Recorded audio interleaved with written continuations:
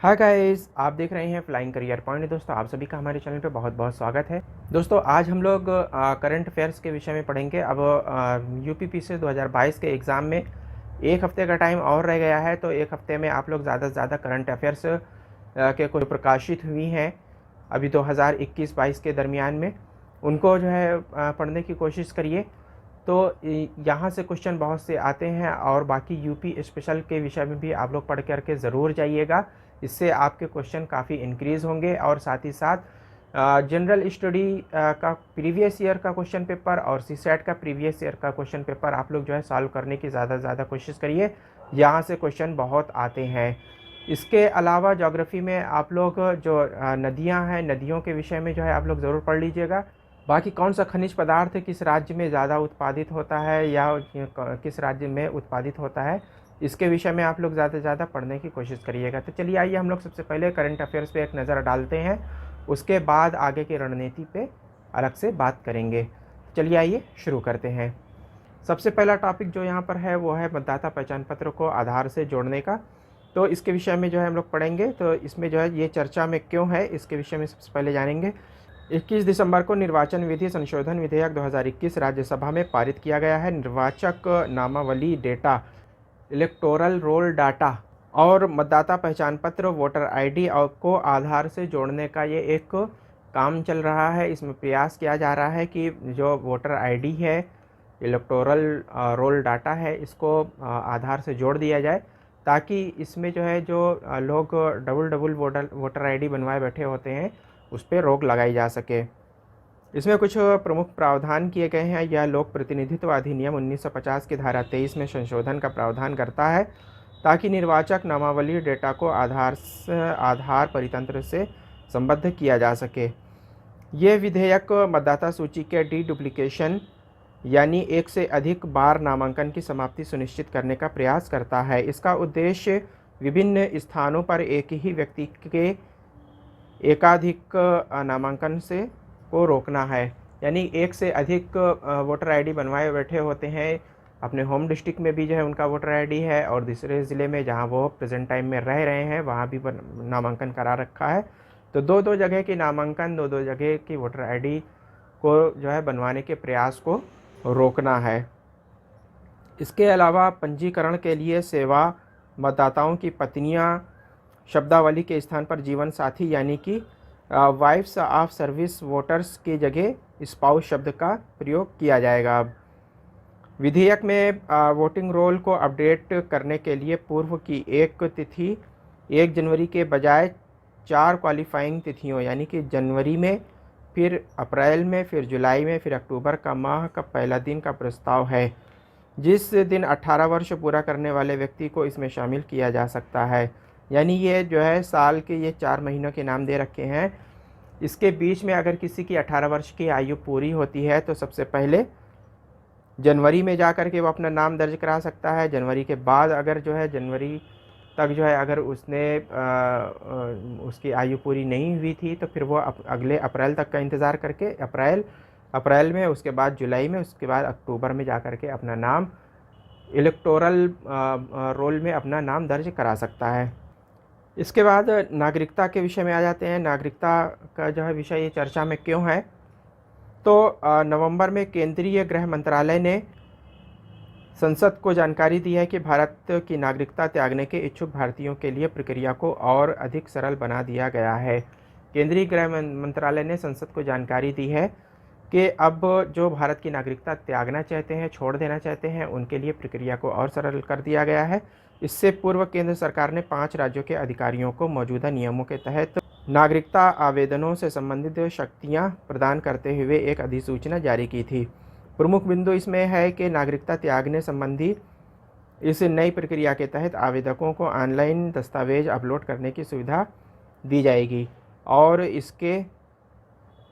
साथ ही इस समस्त प्रक्रिया को 60 दिनों के भीतर पूरा करने का प्रावधान किया गया है। ज्ञात हो कि पिछले 5 वर्षों में 6.60 लाख से अधिक भारतीयों ने अपनी नागरिकता त्याग दिया है। दोस्तों, जो है पिछले 5 सालों में 6.7 लाख भारतीयों ने अपनी नागरिकता छोड़ दी है। जो कि भारत के निवासी थे, भारत में रह रहे थे, भारत की नागरिकता को त्याग करके दूसरे देश की नागरिकता प्राप्त कर ली है। अब ये अलग विषय है कि किसी ने क्यों छोड़ा है नागरिकता भारत की, ये अलग विषय है, लेकिन जो है ये डाटा है एक जो कि भारत सरकार के वेबसाइट में जो है दर्ज है, जहाँ से 6.7 लाख से अधिक भारतीयों ने अपनी नागरिकता का त्याग किया है। वर्ष 2018 में नागरिकता नियम 2009 के तहत गृह मंत्रालय ने आवेदन फॉर्म में परिस्थितियों कारणों का भी एक कॉलम शामिल किया था, जिसके तहत आवेदकों को विदेशी नागरिकता प्राप्त करने और भारतीय नागरिकता त्यागने के कारणों का भी उल्लेख करता था। अब नागरिकता के विषय में जो है संविधान में क्या व्यवस्था है, इसके विषय में थोड़ा सा जो है पढ़ लेते हैं। नागरिकता को संविधान के तहत संघ सूची में सूचीबद्ध किया गया है और इस प्रकार यह संसद के अनन्य अधिकार क्षेत्र में है।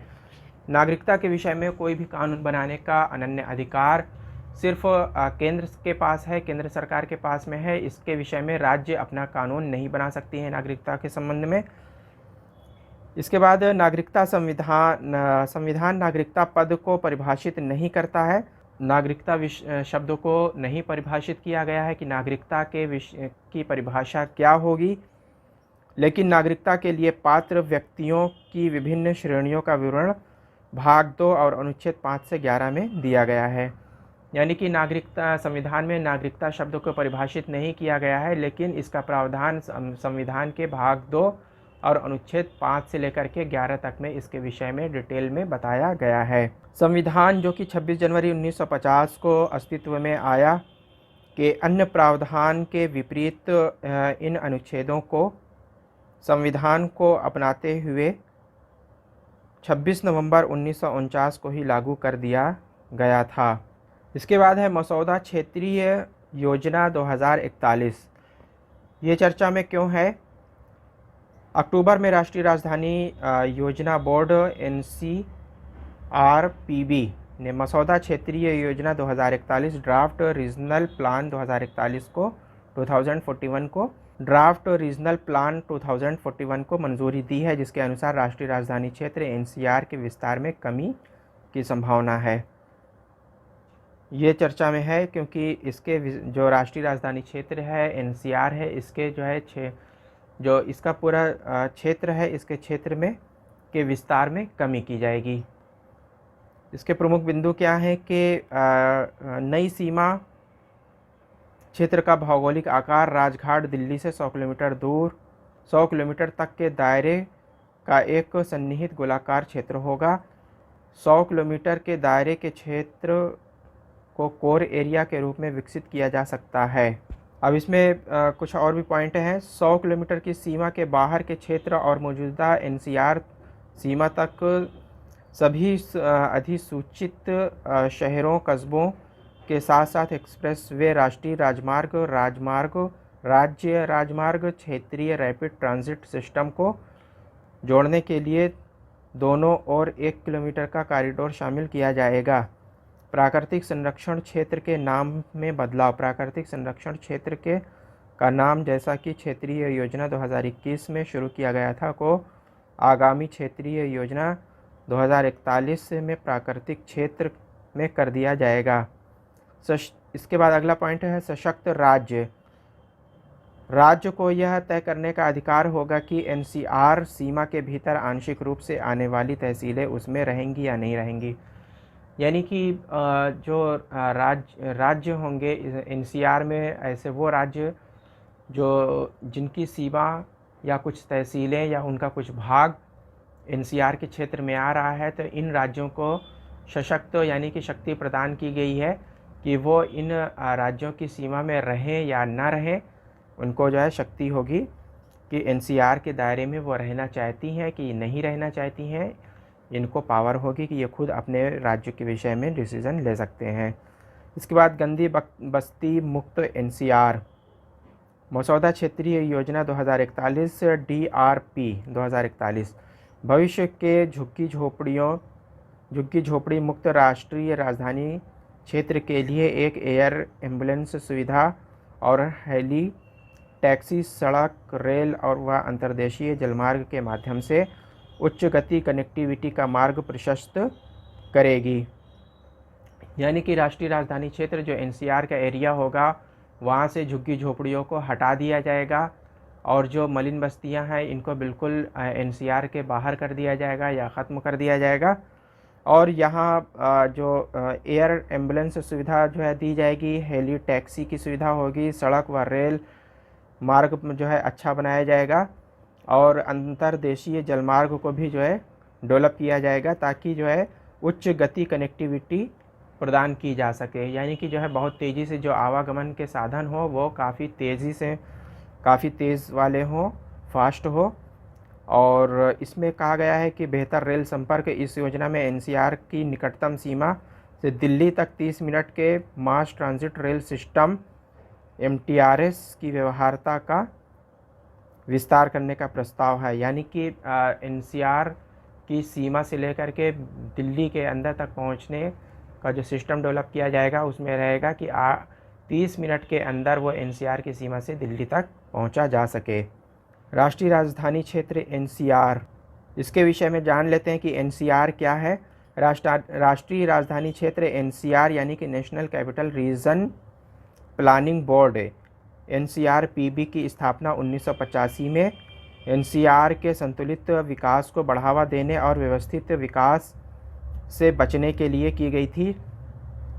नेक्स्ट पॉइंट है राष्ट्रीय राजधानी क्षेत्र एनसीआर वर्ष 1985 में दिल्ली एवं उसके आसपास समन्वित शहरी विकास के लिए परिकल्पित क्षेत्र है।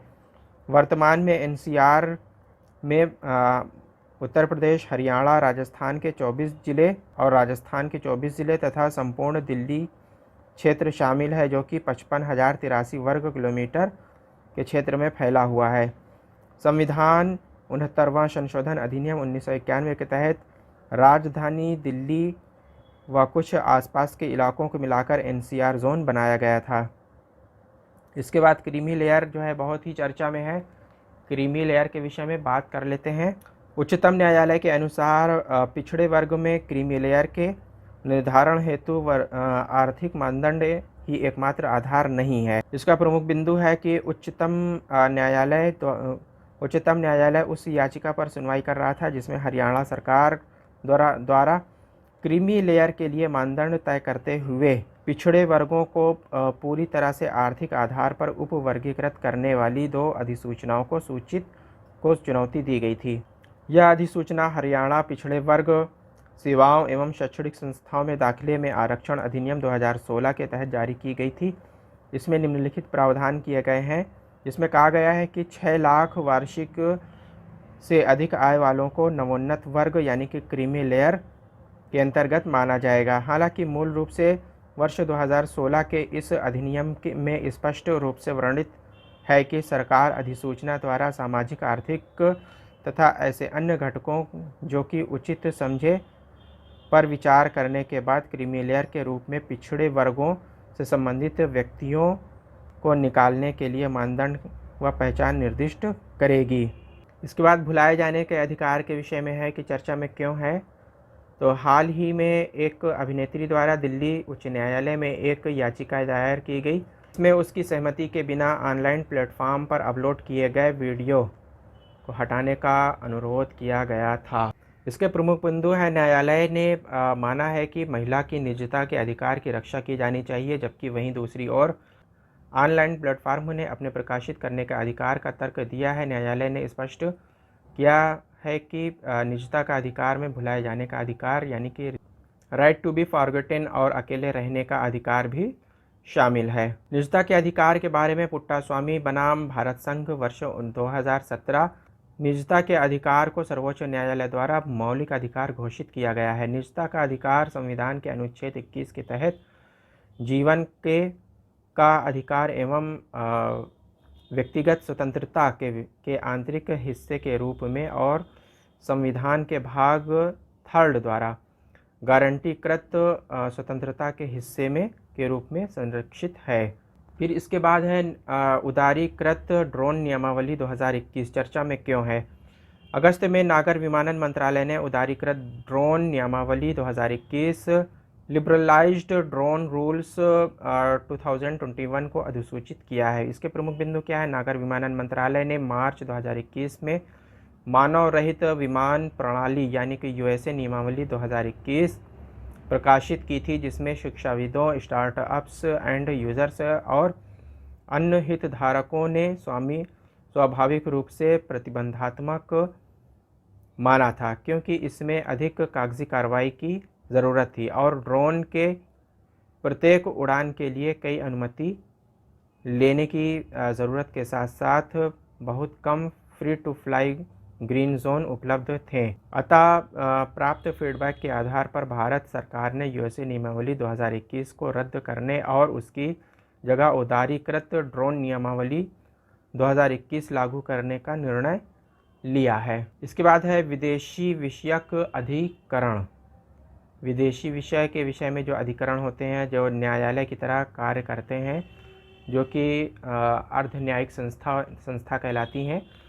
तो इसमें क्या है, चर्चा में क्यों है कि सितंबर में असम सरकार ने विदेशी विषयक अधिकरणों यानी कि फॉरेनर्स ट्रिब्यूनल्स, इनको ट्रिब्यूनल्स बोलते हैं, अधिकरण यानी कि एफटीएस को निर्देश दिया गया है कि किसी व्यक्ति की राष्ट्रीयता पर राय या विचार यानी कि ओपिनियन देने के लिए और किसी भी परिणामी आदेश कॉन्स्टिट्यूशनल ऑर्डर्स को पारित करने से बचना चाहिए। प्रमुख बिंदु क्या है कि असम राज्य के न्यायिक विभाग ने यानी कि फॉरेन ट्रिब्यूनल्स द्वारा पारित राय विचार का एक प्रदर्शन मूल्यांकन अभ्यास किया था और पाया कि इसके सदस्यों ने राय देते समय परिणामी आदेश, निर्देश, मतदाता सूची से नाम हटाना, गिरफ्तारी, हिरासत या निर्वासन पारित किए थे, जिसे राज्य न्यायिक विभाग ने गंभीरता से लिया था। केंद्र सरकार द्वारा विदेशी अधिनियम 1946 यानी फॉरेनर्स एक्ट 1946 के तहत विदेशी विषयक अधिकरण आदेश 1964 यानी कि फॉरेनर्स ट्रिब्यूनल्स ऑर्डर्स 1964 जारी किया था। इसके अनुसार विदेशी विषयक अधिकरण का गठन इस मुद्दे पर परामर्श देने के लिए किया गया था कि कोई व्यक्ति विदेशी नागरिक है अथवा नहीं। तो इसमें जो है रोक लगा दी गई है कि किसी भी व्यक्ति के जो नागरिकता के विषय में कोई भी सवाल उठता है तो उसके विषय में उसमें नाम हटाना या उसकी गिरफ्तारी करना या उसको हिरासत में लेना, इस तरीके का कोई भी कार्य करने पर जो विदेशी विषयक अधिकरण है, जो फॉरेनर ट्रिब्यूनल्स है, उसमें रोक लगा दी है। विदेशी विषयक अधिकरण इसे वर्ष 1964 में गृह मंत्रालय द्वारा विशिष्ट रूप से असम के लिए स्थापित किया गया था। उल्लेखनीय है कि देश के शेष हिस्से में अवैध रूप से रहने के आरोप में पुलिस द्वारा गिरफ्तार किए गए एक विदेशी व्यक्ति पर पासपोर्ट अधिनियम 1920 या विदेशी अधिनियम 1946 के तहत स्थानीय न्यायालय में अभियोजन चलाया था, जिसमें 3 महीने से 8 वर्ष तक की सज़ा का प्रावधान है। यह एक अर्ध न्यायिक निकाय है जो असम में नागरिकता का फैसला करता है और अब विवादास्पद राष्ट्रीय नागरिक रजिस्टर बाहर किए गए 19 लाख लोगों के लिए अंतिम विकल्प है। इन अधिकरणों को 2 मामलों अधिदेशित किया गया है। प्रथम वे जिनके मामला सीमा पुलिस द्वारा संदर्भित किया गया है, दूसरे जिनके नाम मतदाता सूची में संदिग्ध रूप से संदर्भित किए गए हैं। विदेशी विषयक अधिकरण की अध्यक्षता एक सदस्य करता है। यह सेवा यानी कि जो है इसमें एक अध्यक्ष के रूप में जो अधिकरण है, इसकी जो अध्यक्षता करता है वो एक सदस्य है कुल। इसमें अध्यक्ष के रूप में कई व्यक्ति नहीं है, एक ही व्यक्ति है। यह जो सेवानिवृत्त न्यायिक अधिकारी या नौकरशाह या अधिवक्ता यानी कि एडवोकेट, जिसे पेशेवर रूप से कार्य करने का 7 वर्ष का अनुभव हो, यानी कि जो या तो न्यायिक अधिकारी हो या फिर जो है नौकरशाह हो और या फिर अधिवक्ता हो यानी कि एडवोकेट हो, और इन्हें अपने फील्ड में काम करने का कम से कम 7 वर्ष का इन्हें अनुभव रहा हो। फिर है विदेशी विषयक अधिकरण आदेश 1964 में फिर क्या संशोधन किया गया, इसके विषय में देख लेते हैं। ज्ञातव्य है कि वर्ष 2019 में गृह मंत्रालय ने विदेशी विषयक अधिकरण आदेश 1964 में संशोधन किया था। इसके तहत राज्यों और संघ राज्य क्षेत्रों के जिलाधीशों को यह निर्धारित करने के लिए अधिकरण स्थापित करने का अधिकार दिया गया है कि भारत में अवैध रूप से निवास करने वाला कोई व्यक्ति विदेशी है अथवा नहीं। इससे पूर्व विदेशी व्यक्ति का गठन करने की शक्ति केवल केंद्र के पास थी, केंद्र सरकार के पास। ऑनलाइन गेमिंग का विनियमन, इसके विषय में है, ये चर्चा में क्या है इसको जान लेते हैं कि अगस्त में केंद्र सरकार ने स्पष्ट किया है कि गैम्बलिंग यानी कि जुआ होता है, जिसे धूत भी बोलते हैं, से संबद्ध वेबसाइट को विनियमित करने की जिम्मेदारी राज्यों की होती है। प्रमुख बिंदु है कि अविनाश मल्होत्रा बनाम भारत संघ एवं अन्य वाद में केंद्र सरकार ने दिल्ली उच्च न्यायालय को सूचित किया है कि इलेक्ट्रॉनिक और प्रौद्योगिकी मंत्रालय ऑनलाइन गेमिंग को विनियमित करने के लिए उत्तरदायी नहीं है। याचिका में दावा किया गया है कि भारत में ऑनलाइन गैम्बलिंग तंत्र अविनियमित है, साथ ही यह हवाला संचालन, धन संशोधन आदि के लिए एक उपयुक्त माध्यम बन गया है। ज्ञातव्य है कि दांव यानी कि बेटिंग और धूत यानी कि जुआ भारतीय संविधान की 7वीं अनुसूची की सूची सेकंड यानी कि राज्य सूची में प्रविष्ट 34 के अंतर्गत राज्य सूची के विषयक हैं। गौरतलब है कि सिक्किम, नागालैंड, तेलंगाना और आंध्र प्रदेश राज्यों ने पहले से ही ऐसी विधियां लागू की हैं जो विशेष रूप से ऑनलाइन गेमिंग को विनियमित करती हैं और किंतु इसका प्रवर्तन संतोषजनक नहीं है। विधि आयोग ने वर्ष 2018 में अपनी एक रिपोर्ट में धूत और दांव को विनियमन की अनुशंसा की थी। इसमें अनुशंसित किया गया था कि धूत को विनियमन के लिए संसद एक आदर्श विधि नियमित कर सकती है जिसे राज्यों द्वारा अपनाया जा सकता है। संसद अनुच्छेद 249 राष्ट्रीय हित में या अनुच्छेद 252 यदि 2 या अधिक राज्यों की सहमति हो के तहत भी कानून बना सकती है। इसके अनुसार ऑनलाइन गैम्बलिंग और बेटिंग दांव के संबंध में संसद के पास भी विधि निर्माण की क्षमता है। ऑनलाइन गेमिंग के बारे में साधारणतः ऑनलाइन गैम्बलिंग से तात्पर्य दांव लगाने और धन अर्जन के लिए इंटरनेट का उपयोग करने से है। यह कैसीनो में गैम्बलिंग की भांति ही है किंतु दोनों में अंतर यह है कि ऑनलाइन गैम्बलिंग एक वर्चुअल यानी कि आभासी माध्यम से की जाती है। इसमें पोकर खेलना, स्पोर्ट्स गेम, कैसीनो गेम्स आदि शामिल है। उपयोगकर्ता ऑनलाइन भुगतान मोड जैसे केंद्रीय card, debit card, net banking या अन्य के माध्यम से दांव लगा सकते हैं। इसके बाद बाल विवाह पंजीकरण के विषय में है, ये चर्चा में क्यों है। सितंबर में राजस्थान विधानसभा ने 30 दिनों के भीतर विवाह के अनिवार्य पंजीकरण पर वर्ष 2009 में अधिनियम में संशोधन करने के लिए राजस्थान अनिवार्य विवाह पंजीकरण संशोधन विधेयक 2021 को ध्वनिमत से पारित कर दिया गया। इसके प्रमुख बिंदु क्या है कि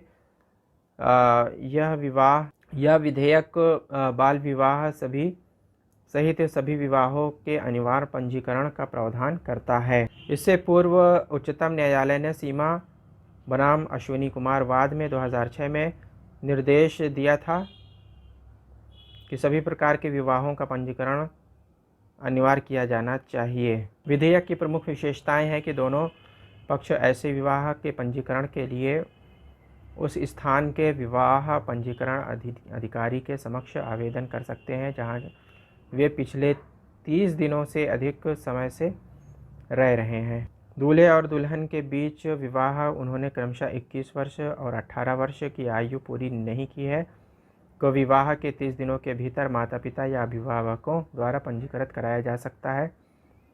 जिला विवाह पंजीकरण अधिकारी के साथ अतिरिक्त जिला विवाह अधिकारी एवं प्रखंड विवाह पंजीकरण अधिकारी के स्तर पर भी रजिस्ट्रीकरण कराया जा सकता है। इसके बाद है अधिकरण सुधार अधिनियम 2021, ये चर्चा में क्यों है। अधिकरण सुधार अधिनियम 2021। ये चर्चा में क्या है इसके विषय में सबसे पहले हम लोग देख लेते हैं। 13 अगस्त 2021 को राष्ट्रपति द्वारा अधिकरण सुधार विधेयक 2021 को मान्यता प्रदान की गई, जिसके बाद यह अधिनियम बनाया गया। अधिकरण सुधार अधिनियम 2021 मौजूदा निकायों का विघटन। यह अधिनियम कुछ अपीलीय निकायों को भंग करने और उनके कार्यों को अन्य मौजूदा न्यायिक निकायों को स्थानांतरित करने का प्रावधान करता है। उदाहरण के लिए फिल्म प्रमाणन अपीलीय न्यायाधिकरण द्वारा सुने जाने वाले विवादों को उच्च न्यायालय को हस्तांतरित कर दिया जाएगा। मौजूदा निकायों का विलय। वित्त अधिनियम 2017 में डोमेन के आधार पर अधिकरणों का विलय किया गया है। 2017 में डोमेन के आधार पर अधिकरणों का विलय किया है। उदाहरण के लिए प्रतिस्पर्धा अपीलीय न्याय अधिकरण को राष्ट्रीय कंपनी कानून अपीलीय न्याय अधिकरण के साथ मिला दिया गया है। खोज सह चयन समितियां। अधिकरण के अध्यक्ष और सदस्यों की नियुक्ति केंद्र सरकार द्वारा एक खोज सह चयन समिति की सिफारिश पर की जाएगी।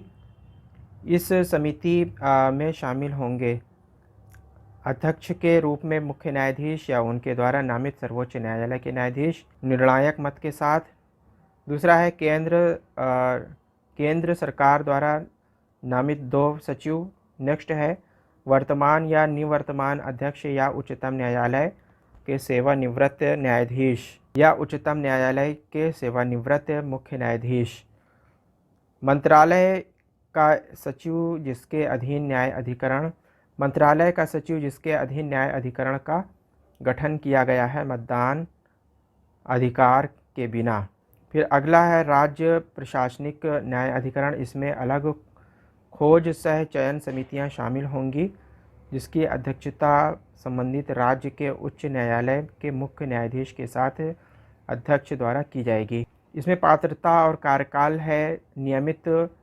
नियमन में 4 वर्ष के कार्यकाल का प्रावधान है। अध्यक्ष के लिए 70 वर्ष तथा अन्य सदस्यों के लिए 67 वर्ष की ऊपरी आयु सीमा।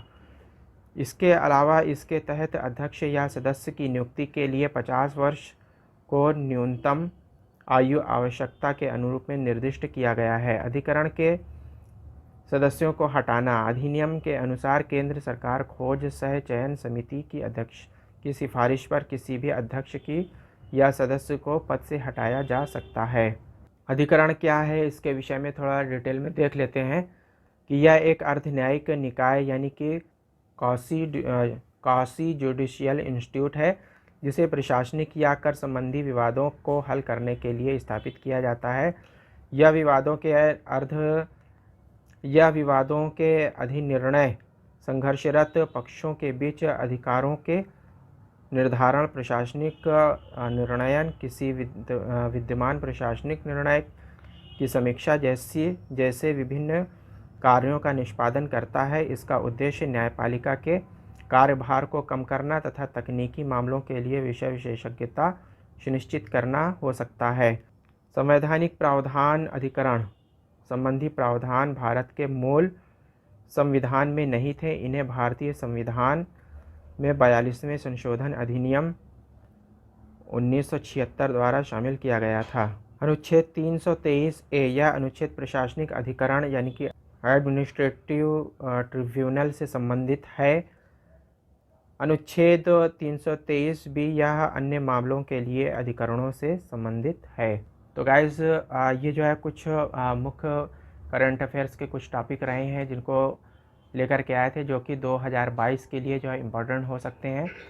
तो आप लोगों को जो है अगर ये वीडियो अच्छा लगा तो आप लोग लाइक कर दीजिएगा, शेयर कर दीजिएगा, और जो लोग अभी तक हमारे चैनल में नए हैं जिन्होंने सब्सक्राइब नहीं किया है दोस्तों, आप लोग सब्सक्राइब कर लीजिएगा। साथ ही बराबर में लगे हुए बेल का आइकन को प्रेस कर लीजिएगा ताकि आने वाली नोटिफिकेशन सबसे पहले आपको मिल सके। और किसी तरह का कोई भी इशू हो तो आप लोग हमारे कमेंट बॉक्स में लिख सकते हैं। Thank you very much. I will meet again soon.